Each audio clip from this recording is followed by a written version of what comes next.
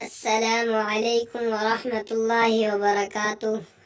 मैदा कमज़ोर हो गया हो।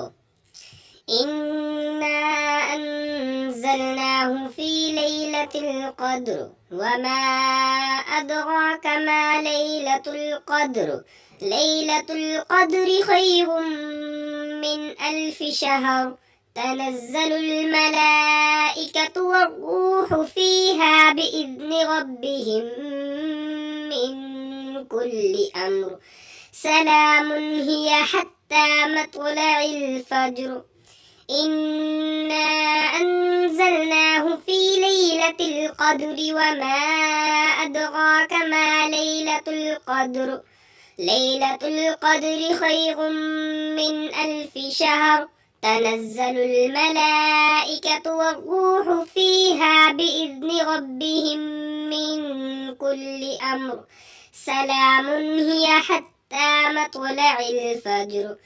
इन्ना अंज़लनाहु फ़ी लैलतिल क़द्रि वमा अदराका मा लैलतुल क़द्र लैलतुल क़द्रि खैरुम मिन अल्फ़ि शहर तनज़्ज़लुल मलाइकतु वर्रूहु फ़ीहा बिइज़्नि रब्बिहिम मिन कुल्लि अम्र सलामुन हिय हत्ता मत्लइल फ़ज्र। सूरतुल क़द्र। किसी के मैदा में अगर कमजोरी हो तो सूरतुल क़द्र को 11 मरतबा पढ़कर पानी पर दम करे और मरीज को पिलाए। दिन में 3 मरतबा ये दम किया हुआ पानी पिलाएं। इसी तरह 7 दिन तक ये अमल करने से इंशाअल्लाह शिकायत दूर हो जाएगी। इंशाअल्लाह इस सूरत का एहतमाम करें, आपका मैदा बिल्कुल ठीक हो जाएगा।